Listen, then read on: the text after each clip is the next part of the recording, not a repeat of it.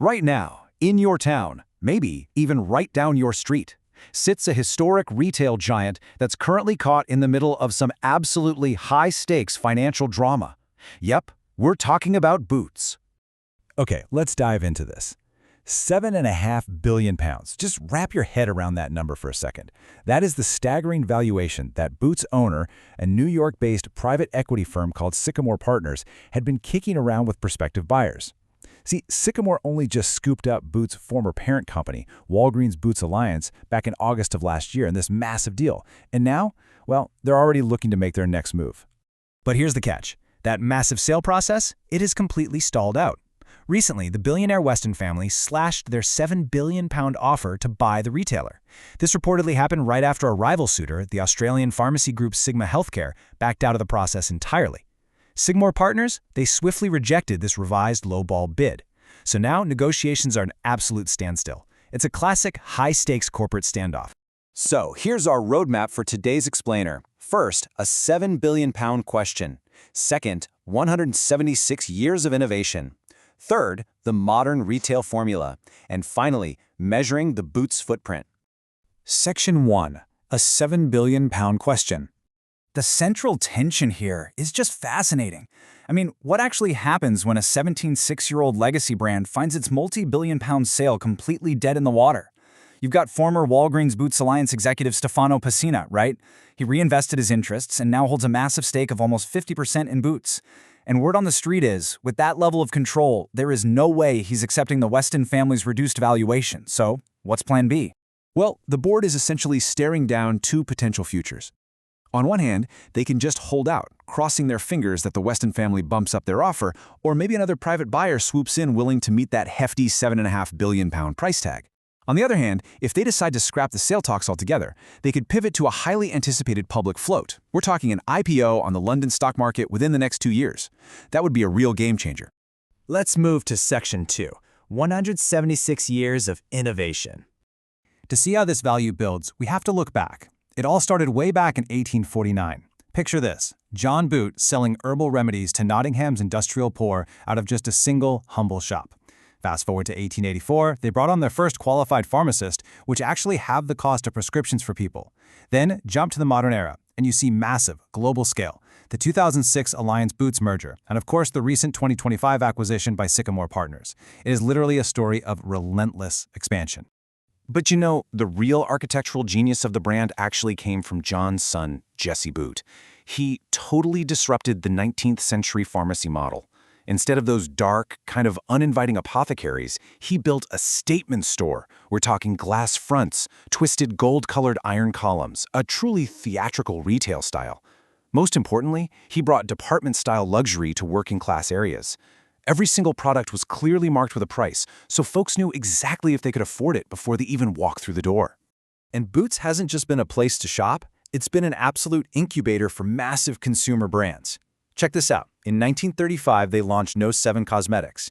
In 1939, their Salt and Sun Care became an overnight hit because, well, people finally had a non-greasy lotion. And get this, in 1969, Boots actually invented and launched the vital drug ibuprofen. Yeah, you probably have their invention sitting in your medicine cabinet right this second. This deep heritage of product creation, it's baked directly into that £7 billion price tag. Which brings us to Section 3, the modern retail formula. Now, despite all the boardroom drama over the stalled sale, you've got to realize the core business is incredibly healthy. Look at their 2024 to 2025 financial year results. Total revenue hit £7.545 billion, but the really wild part is the bottom line. Pre-tax profits surged by a staggering 25% up to £337 million. That incredible growth is driven heavily by retail sales, which shot up 5.8% on a comparable basis. Now, what's really interesting here is how they're pulling off those retail numbers. Honestly, Boots is fiercely leveraging the beauty boom.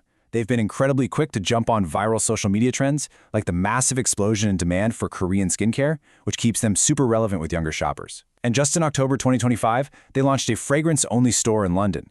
They're stepping right up to the plate to compete with premium experiential beauty specialists like Sephora and Space NK.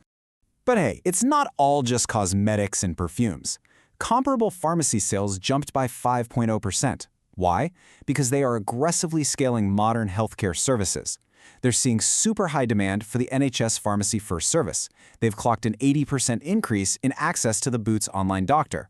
But crucially, and this is a big one, they are capturing the booming market for GLP-1 weight loss drugs. These are those highly sought-after injection treatments you've been hearing about, like Wegovy and Mounjaro. And they are making a massive push into digital. 18.3%, that is their digital sales growth figure for the year. The online health and beauty market is notoriously competitive, but Boots is successfully gobbling up market share. They're really capitalizing on consumer trust, especially as shoppers get more and more wary of counterfeit products popping up on third-party marketplaces and social media. That deep level of trust, that's a direct payoff from their 176-year history. All right, let's look at Section 4, Measuring the Boots Footprint. Running a £7.5 billion retail organism in the modern day comes with a colossal physical reality, and this brilliantly illustrates just how big that footprint is. Deloitte's latest audit reveals the sheer scale of their reach. For the year ending August 2025, Boots operates 3,159 stores with pharmacy locations. They offer 114 different healthcare services. They dispensed over 200 million prescription items. Plus, more than 1.5 million people access the NHS Pharmacy First service right through them. We're talking about an infrastructure footprint that literally rivals public health systems. But powering an empire of that size, it requires a colossal appetite for energy. The audit shows Boots consumed over 1.5 million gigajoules of energy. To put that into perspective, that is roughly enough to power tens of thousands of homes for an entire year. Breaking it down, 72% of that energy comes straight from grid electricity, and currently only 4% is sourced from renewables. That's a massive operational baseline that any future owner is going to have to manage.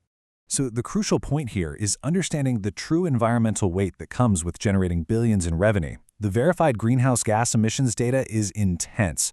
We're looking at 54,000 metric tons in direct Scope 1 emissions from things they own, up to 71,000 tons in Scope 2 from the energy they buy, and a massive 67,000 tons in Scope 3, which are emissions from their wider supply chain. Whoever buys Boots isn't just buying the profits, they're inheriting this entire heavy environmental footprint. Bringing our narrative full circle back to the present moment, we have to look at the leadership tasks with navigating this massive crossroads. Enter Alex Baldock. He is the incoming chief executive, due to join Boots this autumn. Baldock spent 8 years successfully leading the turnaround at the electronics retailer Currys. Now he'll succeed Anthony Hemmerginger to oversee the entire UK and Ireland operation, Boots Opticians, and the whole No7 beauty company. Baldock's mandate is massive. He has to overhaul this business to prepare it for whatever comes next. Which leaves us with the ultimate question for you to consider today. When you look at its incredible 176 years of heritage, its sharp pivot into modern beauty trends and weight loss drugs, but then weigh that against its massive physical and environmental footprint, is this historic giant truly ready for the brutal realities of the public stock market?